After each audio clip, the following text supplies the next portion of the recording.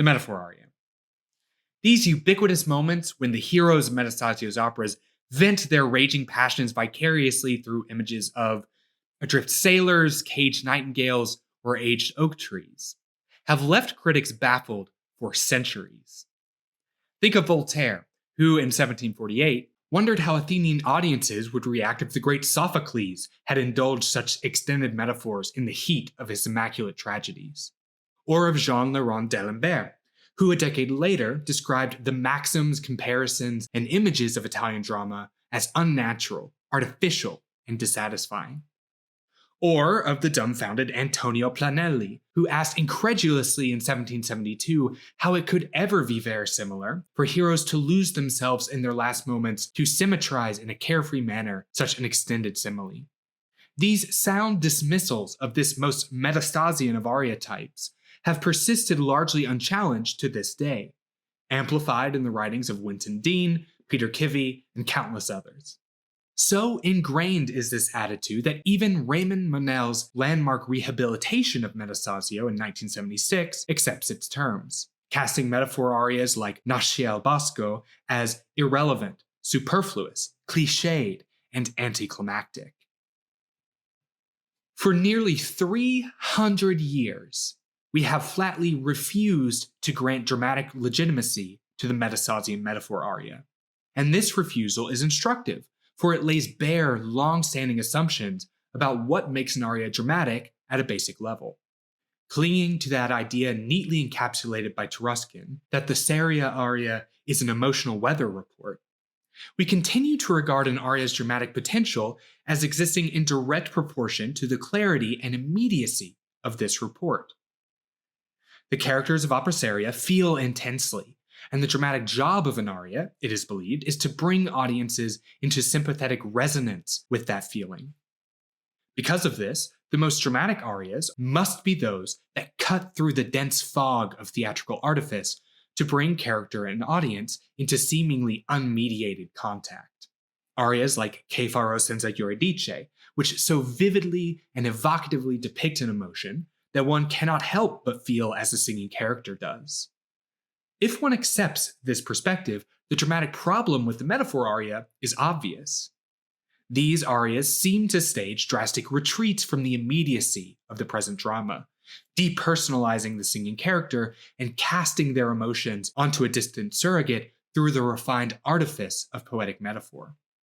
In short, if opera's dramatic ideal is unmediated emotional communication, then extended similes throw up needless barriers to this process, placing the singing character at arm's length and blocking audience absorption into the dramatic situation. For these reasons, the Metastasian metaphor seems irreparably undramatic, perhaps even anti-dramatic. But while Monel and more recently Martha Feldman have certainly cleared ample space to engage the metaphor aria on other terms, as a vehicle for performer-centric rituals of purely musical delight, I worry that we have given up too easily on its dramatic potential, and in turn on alternative ways of engaging Metastasian drama. For the arias of opera seria do not need to be regarded as static reports on emotional weather. Dramatic absorption need not be predicated upon linguistic transparency. And metaphors need not be understood as artificial and literary in their origin. Instead, we might regard arias as tracing the dynamic experience of weathering emotional storms. We could then register that our most emotionally intense experiences regularly render us incapable of thinking or speaking clearly. And, crucially, we might recognize that metaphors are actually essential tools for making sense of our emotions, allowing us to cope with those aspects of our lives that we cannot directly understand by couching it in terms of something concrete and knowable. When we hear characters cast their raging passions in the form of a metaphor aria, then, what we might hear is not a retreat from dramatic immediacy, but instead the playing out of a cognitive process with which we are all intimately familiar, that of conjuring a metaphor to help us cope with our most difficult and emotionally profound experiences. This view of the metaphor aria rests on an understanding of Metastasian opera as a dynamic psychodrama of Cartesian passions, one that extends from 18th century critics like Saverio Mattei to contemporary scholars like Paul Scherel and Costantino Mader. It likewise picks up on a radical reframing of metaphor as a basic, essential component of human cognition, first hinted at in the speculative language histories of Giambattista Vico and Jean-Jacques Rousseau, but which came to full fruition only with the work of George Lakoff and Mark Johnson in the 1980s. Using this novel blend of contemporary and historical frameworks, we can shock the metaphor aria awake, compelling analysts to explain how these metaphors aid operatic characters in the dynamic process of understanding and coping with their emotional lives. This paper elaborates this hermeneutic approach to the Metastasian metaphor aria, outlining a multivalent and analytically sensitive paradigm for interpreting this ubiquitous aria type. While, as mentioned, this paradigm channels ideas that were current to 18th century thinkers, especially as evidenced in the writings of Saverio Mattei, here I'm primarily interested in the new, evocative readings that we might make of Metastasio's operas today. As such, I will defer extensive historicizing, though that historicizing can certainly be done, and instead outline the components of this paradigm in detail. There are 4 such components, each of which defines a critical part of the metaphor aria's dramatic function and suggests effective strategies for its interpretation. In brief, they are as follows. 1. Metaphor arias, like all arias, provide concrete structure for otherwise overwhelming situations or emotions, stabilizing that experience for sustained musical exploration. 2. The operative metaphor makes an abstract emotion knowable by structuring it in terms of something concrete and easy to understand. 3. That structure provides the singing character with new knowledge, thereby conditioning specific future actions in response. 4th and lastly, by sustaining a metaphor across a broad expanse of theatrical time, the metaphor aria enacts a simulated hyper-fictional reality, like a play within a play, where characters mentally rehearse those future actions suggested by the metaphor. I'll explore the components of the paradigm alongside analyses of 2 arias by Leonardo da Vinci, one that even the most ardent 18th century critics acknowledge as a paragon of the style, the great shipwreck aria Vol soccando in mar crudele, and another that I think might easily be cast onto the pile of pastoral cliches that has piled up alongside the metaphor aria's critical discourse, Il pastor se torna aprile from Semiramide. I encourage you to pause the video now and listen to both of these arias and their attendant scenes. Links may be found in the accompanying handout, along with the translation of Metastasio's poetry. It is my hope that, through these analyses, I can convince you that all manner of metaphor arias, from the slightest to the grandest and most self-evidently dramatic, reward the kind of detailed scrutiny suggested by this interpretive paradigm. So, component number 1. At the root of the paradigm is a core claim about the dramatic function of the seria aria. That claim is articulated most eloquently in Paul Scherel's 2016 dissertation, The Metastasian da Capo Aria, which regards Metastasian opera as a Cartesian psychodrama driven at its core by characters who struggle to contain and control their passions. Each individual aria, on this view, plays out a therapeutic micro-story in which a character's raging passions are brought under rational control. In brief, the plot of this micro-story looks like this.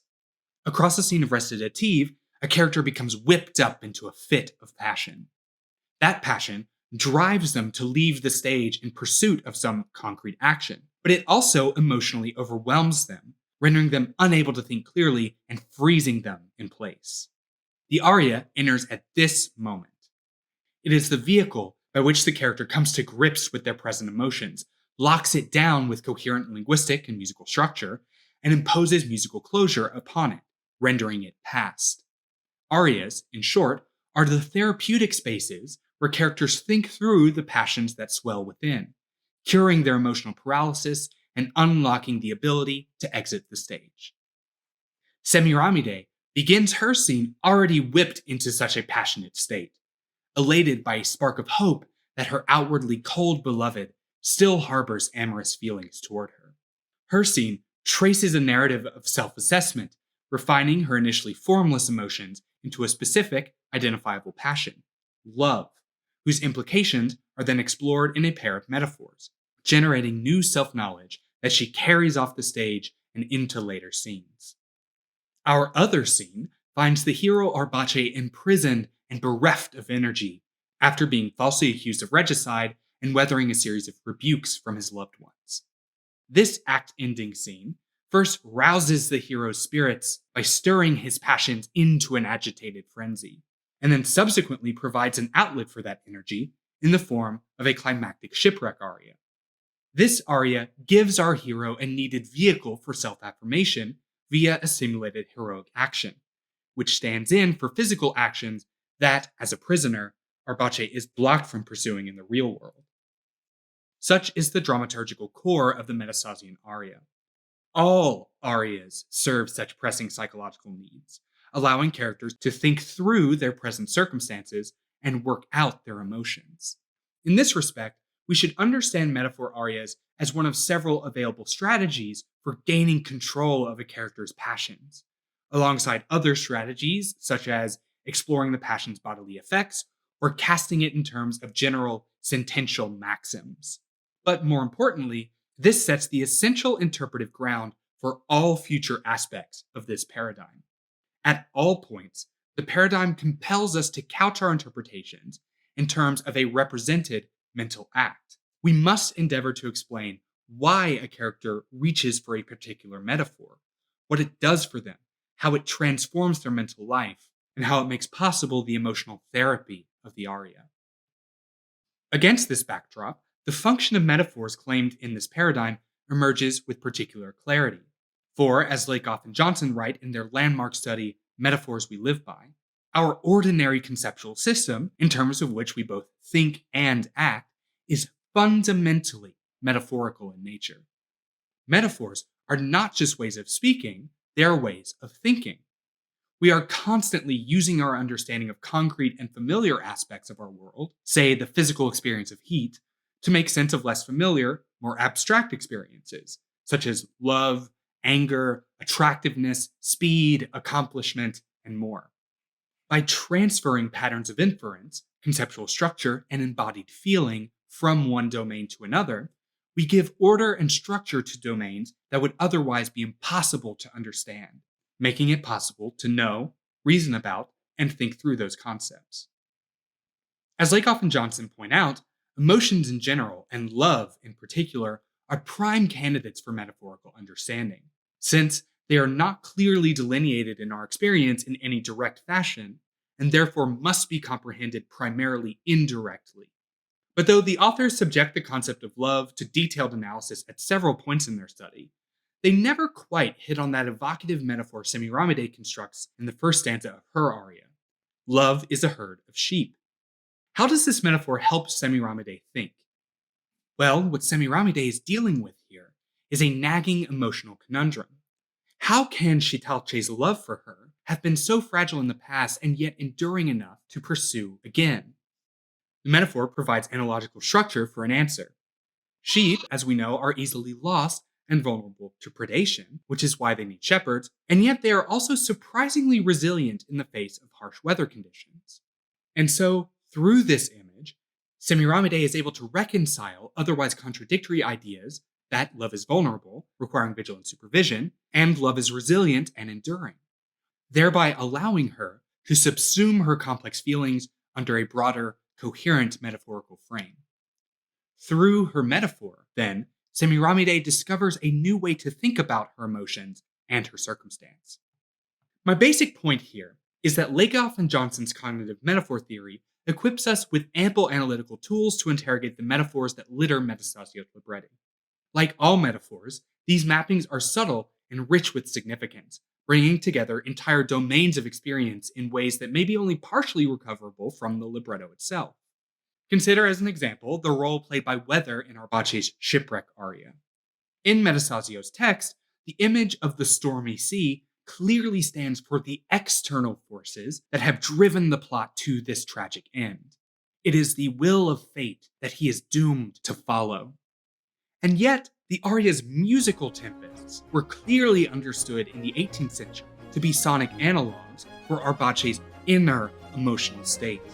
as Gratry makes explicit when he writes that Vinci was the first to feel that sounds could paint the heart's agitation in terms of the diverse movements of a storm-tossed vessel. So the aria's storms are textually external, but musically internal, a complex blend of metaphorical mappings that we might encapsulate under a kind of exorcism interpretation. I'm suggesting, that is, that Arbace casts out his passions, and through the unifying metaphor of the storm, unites them to the antagonistic external circumstances that drive this opera's plot. By then weathering this storm and bringing his passions under control, the bound and imprisoned Arbace achieves a kind of surrogate victory over the external forces named in the text. Through a feat of metaphorical magic, Arbace transforms an act's worth of defeat and humiliation into a private moment of heroic victory. So metaphorical understanding is always partial. That's actually part of its strength. It highlights certain ways of understanding while downplaying others. They offer vantage points for thinking, ones loaded with implications and entailments for future action.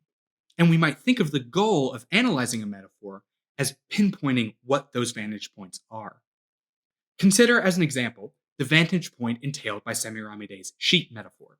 That metaphor brings with it an entire pastoral frame with a meaning-laden set of props, roles, and characters that produce additional metaphorical mappings.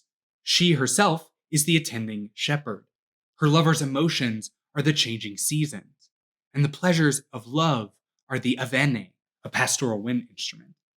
Those mappings, in turn, are rich with implications for the real world. In that world, for instance, Semiramide's lover had attempted to murder her in a fit of jealous rage before the opera began. But by framing that destructive jealousy as weather, a natural occurrence, Semiramide strips him of responsibility for his past transgression, providing a metaphorical justification for forgiveness. Likewise, through the image of the shepherd, Semiramide charges herself with the duty of cultivating and protecting love in spite of harsh conditions. And thus, that formless elation at the scene's outset has been transformed through this metaphor into a concrete set of imperatives for future actions. And while forgiveness is certainly seated in the prior recitative, it must be stressed that the imperative to act is not. So the aria is not just a static report on Semiramide's feelings. It actively redefines how she thinks, making her into a newly active player in her relationship. In this way, Semiramide's aria illustrates the power of metaphorical reasoning in transforming our understanding of the world and shaping how we act within it.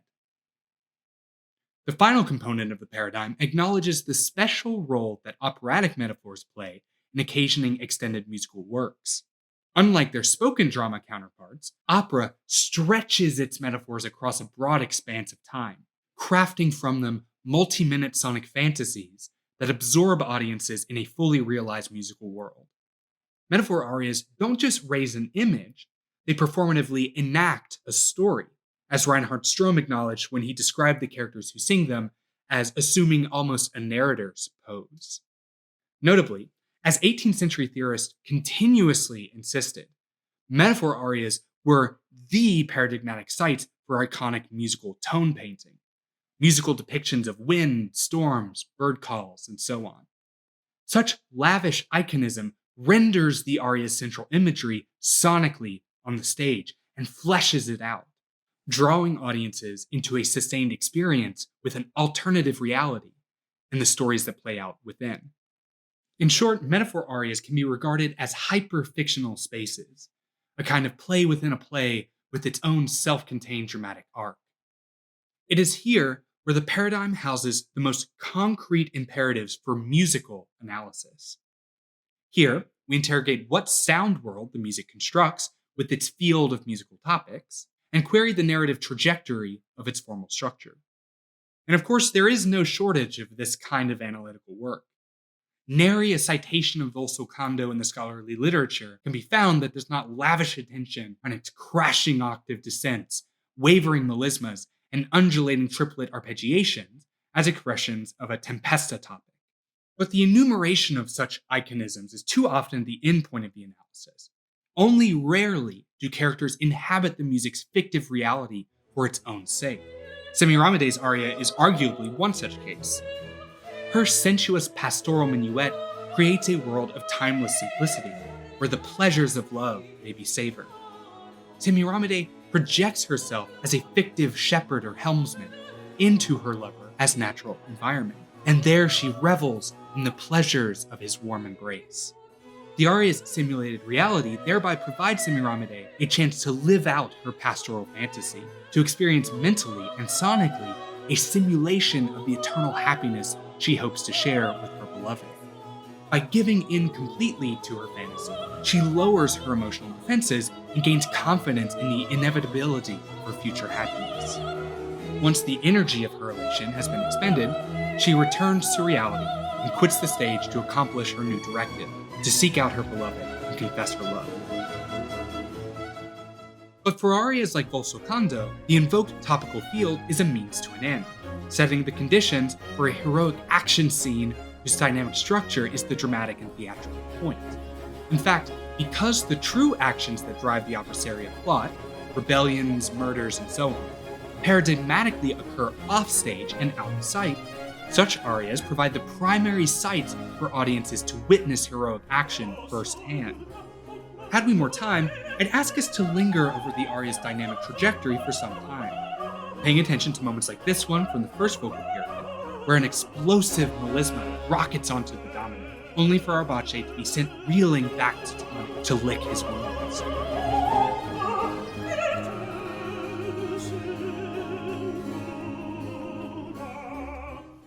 Or to this passage from the second vocal period, where an artful blend of schemas like the Pulcinella cadence, the Monte, and the Indugio generate an immense swell of dammed up energy that overflows with a rush onto the tonic half cadence in measure 52, a hard-won structural goal concluding a harrowing musical gauntlet.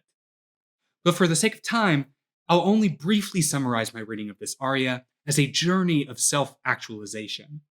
Arbace, as I read it, gradually claws his way out of an initial state of tonal impotence and melismatic excess, increasingly assumes a more active role directing the aria's tonal trajectory, steadying his textual delivery in the process, unlocks a moment of introspective reprieve in the aria's central B section, and then, on the decuple reprise, demonstrates newfound mastery of the musical environment by retreading its trajectory, embellished along improvisatory lines of his choosing.